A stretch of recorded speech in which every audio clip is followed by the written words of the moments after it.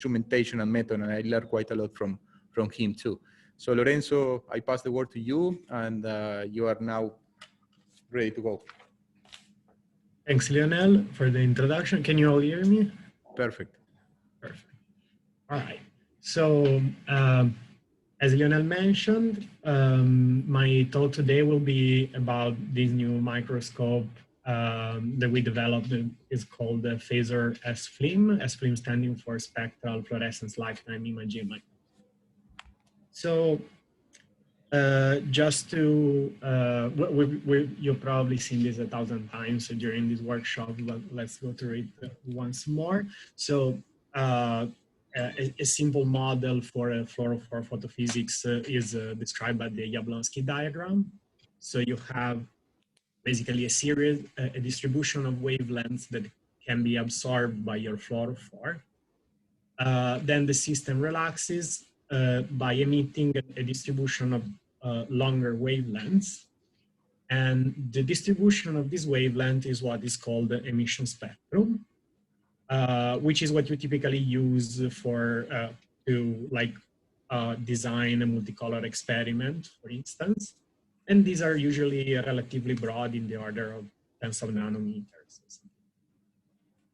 One other property, which is relatively less exploited, is the fluorescence lifetime, which is the probability of the distribution probability of the fluorescence emission. So basically how much time it takes for this process to happen. And it has the shape of an exponential decay, the constant of which is called the fluorescence lifetime. So typically, so these information are very useful because they allow you to characterize the fluorophore. They're also, they can also be used like to probe the environment if you have a specific fluorophore which changes this property according to the its surroundings.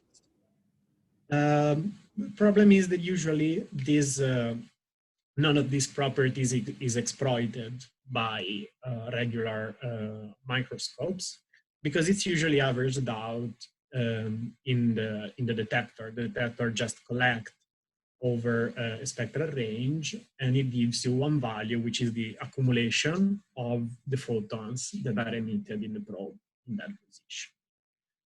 So some of the detectors have the capability of measuring fluorescence lifetime. You've seen it throughout all the presentations that have been given during this workshop as well. But typically there's no access to the spectral emission.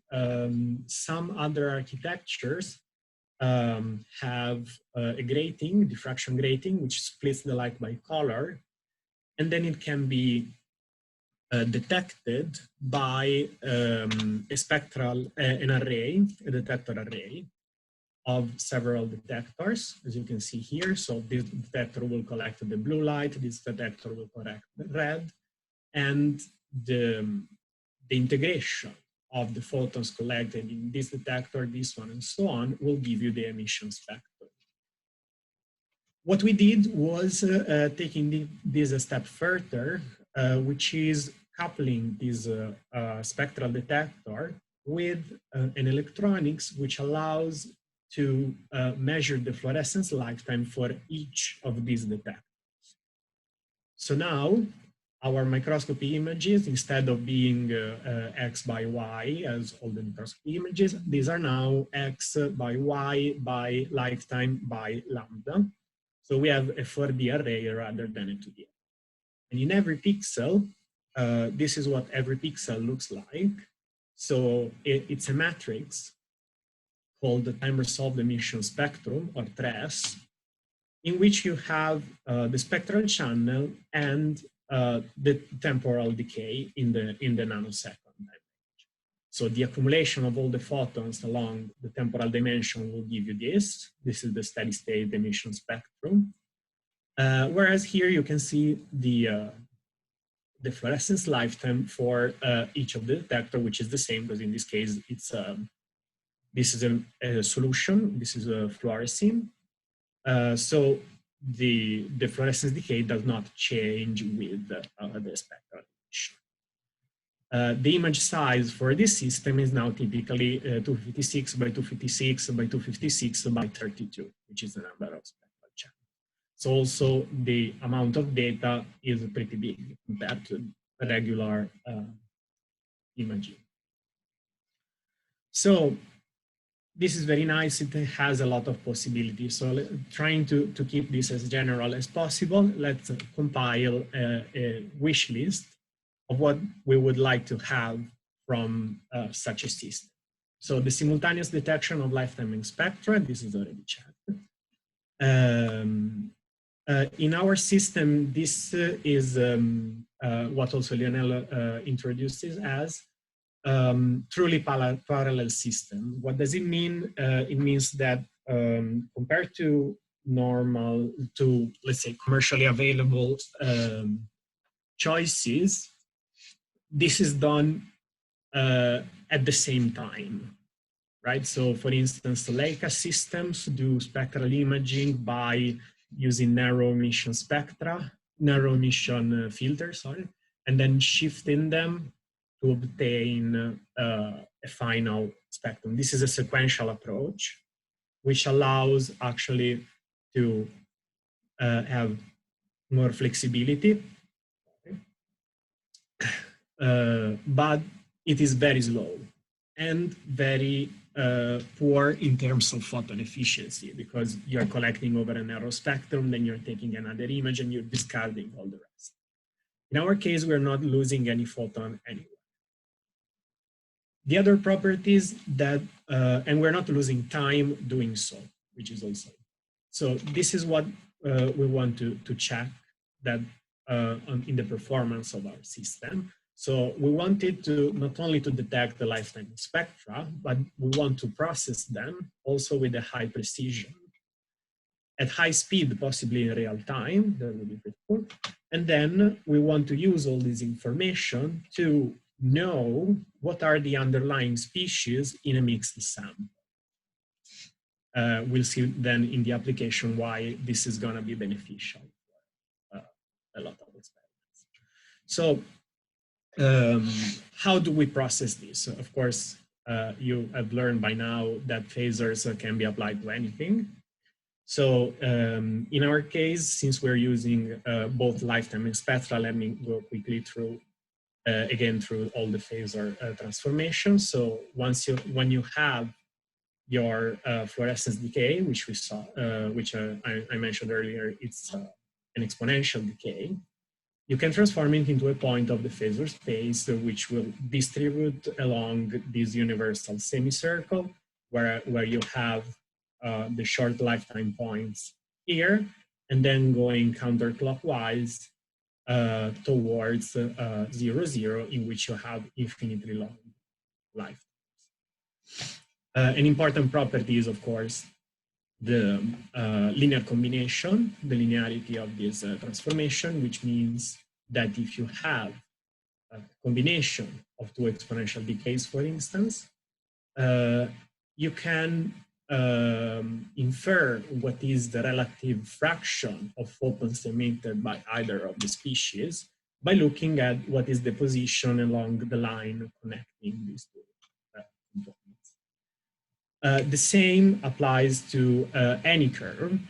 It's just that the outcome is different. So for instance, for spectral images, you can see here, we are simulating emission spectra with different maximum and different width. As you can see, the color changes as a function of the angle, whereas the width, the modulation changes as a function of the width of the spectrum. So broader spectra will be closer to the center, narrower spectra will be farther from the center, but they will all have the same dependence on the color. So this angle will always correspond to a blue color, this angle will always correspond to a green color. The rules of mixing apply as well to to the spectral phasor. So using just one harmonic, which is the one that displays less noise, we can mix up to 3 components. So as you can see here, if we have this ADC, the three pure components, any combination of these 3 components will give rise to a point in the phasor space inside this triangle. This is going to be important later when we're going to talk about it. So this is all very nice, but actually, why wouldn't we use just fitting, right? Fitting will give you exactly the same result. So why bother going through all of this transformation? Well, there are several advantages. So the first is that the precision in the recovery of the lifetime is pretty much comparable when considering the fitting or the phasor approach. It's actually slightly more precise for the phasors. Sorry. But that is negligible. One important thing is the bias. So the bias is, let's say you're simulating 10,000 decays with a known lifetime. Of course, everyone will have a lot of noise. So each one will have a lot of error and whatever. But when you get the center of your distribution should be the value you simulate. This is not true in the case of fitting if you have a low number of photons. So this is because the fitting procedure per se is assuming that you have a curve with some noise on top of it. If you have a few photons, there will be just, so imagine that you have 100 photons and your decay is sampled in 256 beams. Most of your beams will be 0. So you don't really have a curve with the noise. You have like ones and zeros. And in that case, the fitting fails. The phasors are based on a different approach, which is less sensitive to this problem. Also because it's a model-free approach. So it doesn't assume that you're looking at anything like an exponential or something. So this is very important, especially because when you have a 4D image, as in this case, the number of photons available per pixel decreases drastically. So you want a robust thing. But also, as I mentioned, our images are pretty big. So the time it takes to process a 256 over 256 over 256 over 32 image with the fitting is approximately 15 minutes, which is not great compared to the phasors, which is super fast. And you can get the same result in 3 seconds or 3 milliseconds if you can use GPU acceleration, for instance. So this is really very real time. So we can achieve high precision, we can achieve high processing speed. Let's look at the acquisition. To look at what can or cannot delay our acquisition, processing time, and everything, let's look at how the microscope is built. This may be of interest for also those who tinker with microscopy and construction and stuff. So this is our system. This is our Phasor FLIM microscope. The illumination is coming through a white laser, which we then cut in order to have only the wavelengths between 400 and 660 nanometers. This white light goes into this excitation box and is split by a cascade of dichroic mirrors into 4 excitation lines, which are the common ones. We can change it with this series of excitation filters if we want to, going from 405 to 647. Then there is another cascade of dichroics that we use for aligning them, and we could, in principle, illuminate the sample with the 4 lines simultaneously. We typically use just one wavelength, let's say 488. The excitation light exits the excitation box, and it goes through the scanning part of the system, in which you have here the scanning mirrors, scanner lens, and then here you have the stage and where the sample will be, and the objective. So the sample will emit the fluorescence. The fluorescence is then, it goes through this dichroic, through a pinhole for focality, and then it goes to the detection part of our system. In this configuration, we can choose between a regular APD, which will just integrate the light, or we can do simple lifetime with this, or through this optical fiber, which leads to our spectral detector. The spectral detector is embedded here with a spectrograph, and here you can see this small black thingy, which is the actual detector, where is the detector array. This ribbon cable, this blue cable, goes to our electronics for the lifetime determination. So this is it. As you can see, the spectral detector is actually downstream of everything, right? So it's in the detection part. So this doesn't slow down the acquisition in any way, because it's not really part of any. I mean, you can use it, for instance, in principle. You could use it in any microscope. You just take away the detector you have right now. You stick in the spectral detector, and that's it. It's like an add-on to any microscope. So we can do also high-speed acquisition, because we are only limited by the microscope we're attaching it to. So we can range from like single point measurement, acquiring in the nanosecond, in nanosecond temporal intervals, to seconds, milliseconds, to whatever we want.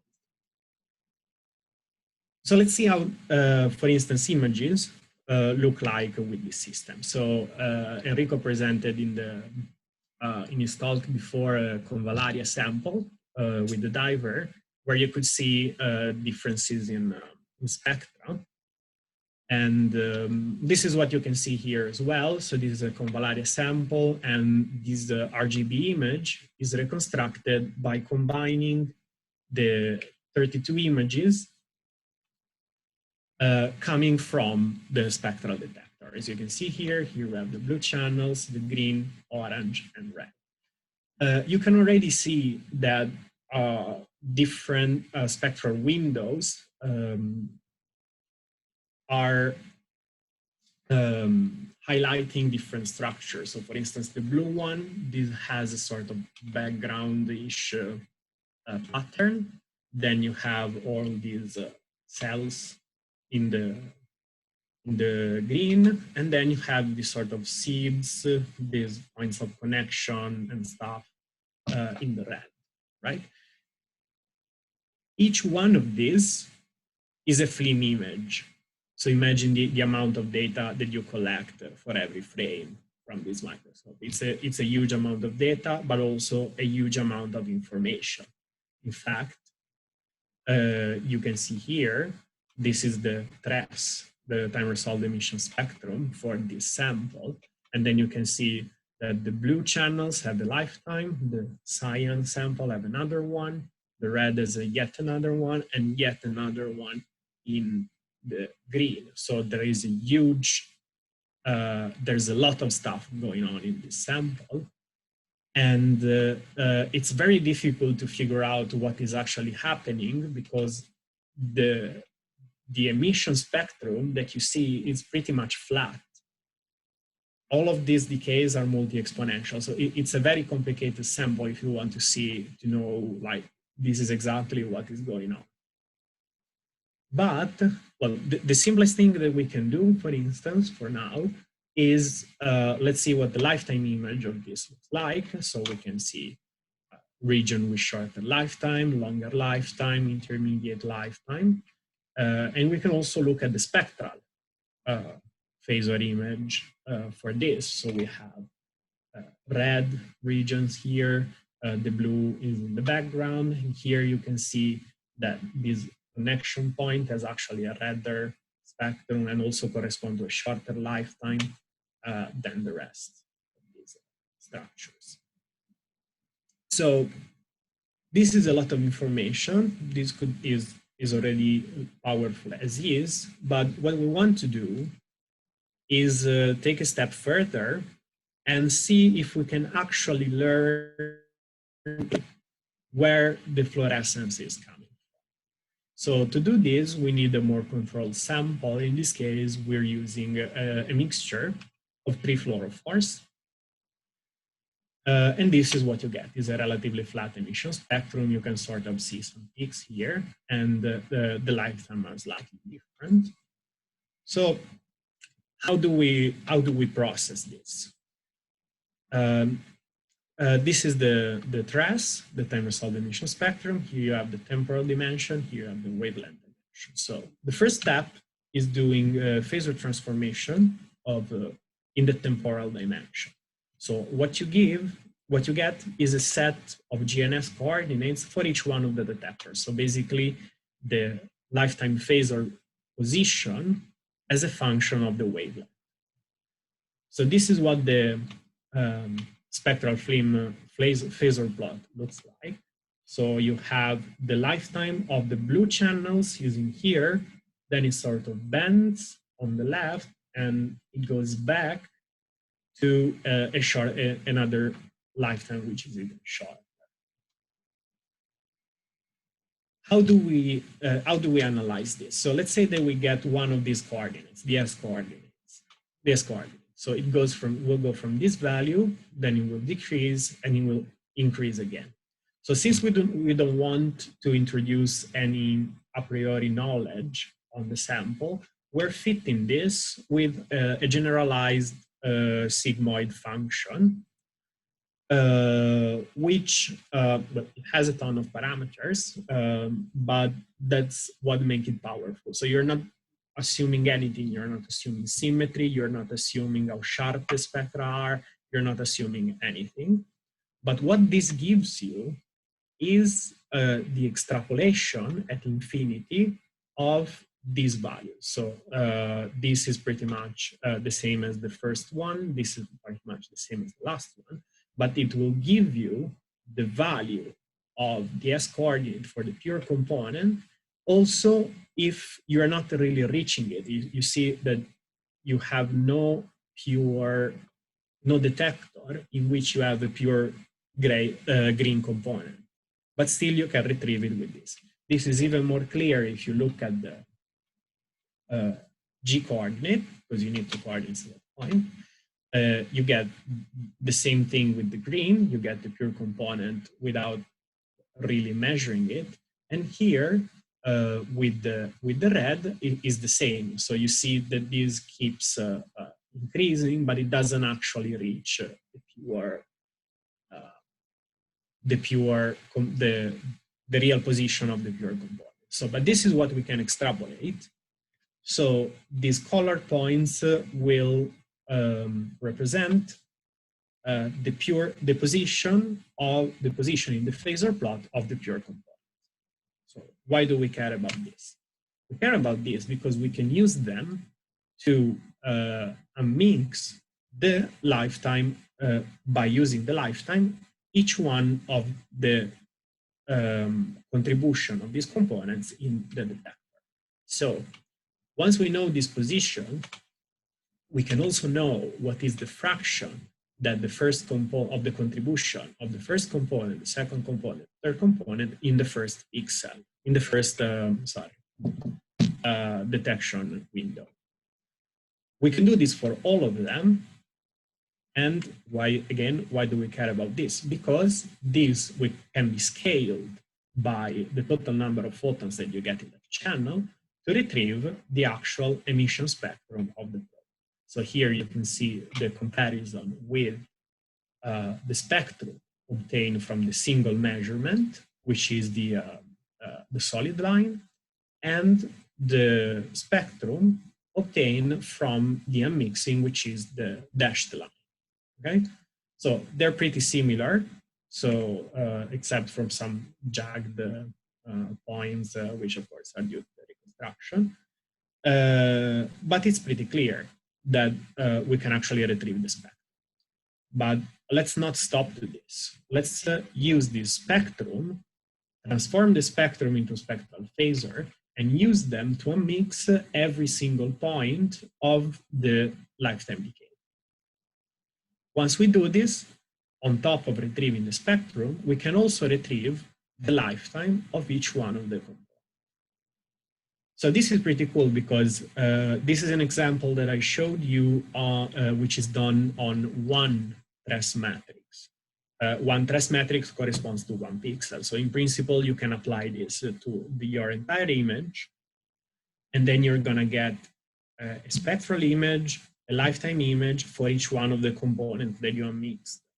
So this will increase exponentially the number of parameters you can look at in your sample. So we're checking the unmixing as well. And let me show you one application of this, which is FRET. So I chose FRET because FRET is a relatively common technique to be used. A lot of people use FRET for like a lot of different applications. And in this case, in this part of the talk, I'm going to show you how the use of Phasor as FLIM allows you to enormously increase the precision and decrease the interference of other factors in your FRET analysis. So recalling again the Jablonski diagram, in the case of FRET, you have another fluorophore close by, typically within nanometers, with specific photophysical properties that can allow, with a certain probability, the energy transfer between the first fluorophore, called the donor, and the second fluorophore, called the acceptor. So when this energy transfer happens, the acceptor will emit fluorescence, even though it's not directly excited, and the donor will decrease the amount of photons emitted because part of the energies will be transferred to the acceptor. This also influences the lifetime of this of the fluorophores. Specifically, it decreases the lifetime of the donor because you have an extra way to lose photons, and it will add what is called the rise time. So it's it's a positive exponential, which represents the time it takes for the donor to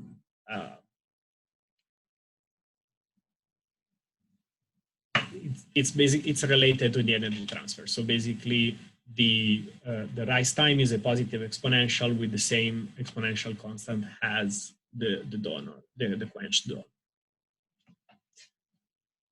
To test whether we can, what information we can get from this, rather than use complicated samples like biosensors or something more complicated, we are using a series of FRET standard, which are based on cerulean and Venus constants, which are these. So these are basically cerulean and Venus linked by a long linker, short linker, and then we have two versions of high FRET cases in which you have two multi-acceptor construct, and you can have FRET efficiency up to 76%. Let's see what the trace look like in the case of FRET when you have. So this is the trace of the donor only, the cerulean. This is the fret of the acceptor. You can see that the lifetimes are relatively similar. The spectral emissions are close, relatively overlapping. You can see that the cerulean has a lot of green emission, which overlaps with the emission of the Venus. And let's see what happens when we introduce fret. So the more fret increases, see that now the curves are farther apart than before. This is because the donor, increasing fret, will decrease the lifetime. You can see it gets shorter and shorter and shorter. The acceptor will show the rise time, which decreases by increasing fret. So also the donor will shift towards shorter lifetime. In the spectral part of this, you can see that increasing fret, the contribution of the spectrum of the donor decreases more and more and more the more we are increasing the fret efficiency. So how would you tackle this problem, right? So it has been shown that fret by looking at donor quenching, so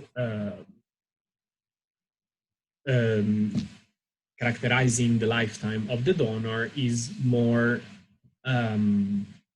robust than intensity-based measurement. So let's look at that. So this is what a common FLIM fret setup will output these values, right? So this is the black is the donor alone, and then you can see that increasing fret, you have the lifetime that sort of decreases. However, so this is in log scale, you can see that most of these curves towards the end, they sort of bend. And that is because that means that it's not a pure exponential decay. That may be due to several factors. It can be a background contribution, because of course, the more you have fret, the more the donor quenches, so the less photons you have available for the analysis, so the more the background becomes important. And also you can have some bleed through of the acceptor in the donor channel, especially in the high fret cases. So this will enormously complicate your analysis because you have a ton of parameters to consider to get the actual fret efficiency. And the curves are not that great that they allow for a lot of parameters to be used. So, but let's see what happens when we use our mixing algorithm and we look at the donor channel. So this is what we see. So we see a much more clear transition to shorter lifetime when fret increases. And also these lines are pretty much all pure exponential, because you can see them as lines in log scale. So this is because what we're doing is we are mixing the spectrum of the donor from the spectrum of the acceptor from any unknown background that's already present in the cell. And we're looking at the lifetime of each. So what we have as an output is the clean lifetime of the donor. We can also do this in the acceptor channel, which is something that's relatively non-feasible in most of the systems because, as I showed you before, there's a lot of spectral overlap of the donor with the acceptor. In fact, if you look at this inset, increasing fret, you have the curves are largely similar to each other. Whereas in the Phasors FLIM, you have a nice transition when increasing fret, and the lifetime gets closer and closer to the lifetime of the pure acceptor, directly excited. So that gives us two ways to look at FRET, actually three ways. So we can determine FRET by donor quenching, by the acceptor lifetime, and also since the spectra are completely unmixed and they're not anymore affected by any background in the cell, we can do also a very precise measurement of FRET by using the spectral emissions of the donor and the acceptor. So we have three ways that we can simultaneously apply to measure the FRET efficiency, right? Also, we're doing this considering every single photon that we collect. So we don't use any filter in this approach. So let's see, this maybe clarifies a little bit this. So these are the curves for the FRET constructs for all of the experiments that I showed you before. This is in the case of emission filter. So you will collect this amount of photons and this amount for the donor, this amount of photons for the acceptor. This is the amount of photons that we collect with the same data set by using the Phasor as FLIM approach. So we have approximately 3 times the amount of photons for each of the spectral emissions. But this is misleading because actually in emission filters configurations, you cannot use the acceptor rise time because there's too much spectral overlap.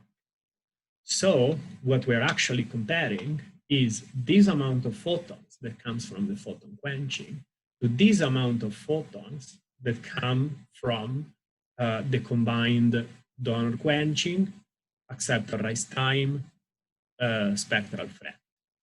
So that gives you the same amount of photon in approximately 6 to 22 times less acquisition time, or 6 to 22 times more photons available for the FRET determination. This, of course, that is something that you can use to either increase the speed of your FRET acquisition by an order of magnitude, or increase dramatically the precision of the determination of the FRET efficiency compared to a donor quenching experiment, keeping the same pros because we are rejecting any contribution from bleed through or background and so on.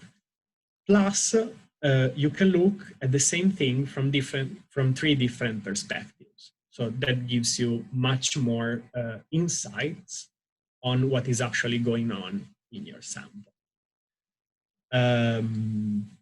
One further application is, which is relatively simple, but is so general that can be applied to anything, is blind 3-color FLIM. So in this case, we have a cell. Doesn't look like a cell because the focal plane is close to the bottom.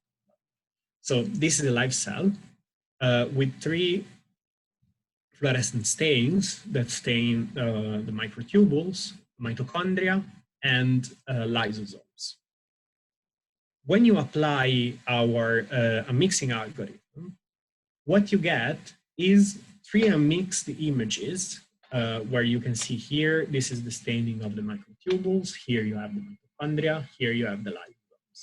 So the images are the contribution of these 3 probes are perfectly separated, and each one of these is actually a FLIM image. So what I showed you here is an extremely fast, because it's done using one single excitation wavelength, 3-color FLIM analysis. So this can be used to enormously multiplex both the type of parameters that you're looking at, because you can look at spectral emissions, you can look at lifetime emissions, you can look at whatever you want, and the number of probes that you're using in your analysis. So imagine that this is done in less than 70 nanometers in terms of spectral emission. So with one wavelength. So imagine if you can do it with 3 wavelengths, that will give you a 9-color FLIM, right? So you can scale it as you're scaling any multicolor experiment that you do with microscopy, but this will be FLIM, and this will be with all the photons that you can collect, that you can possibly collect, basically.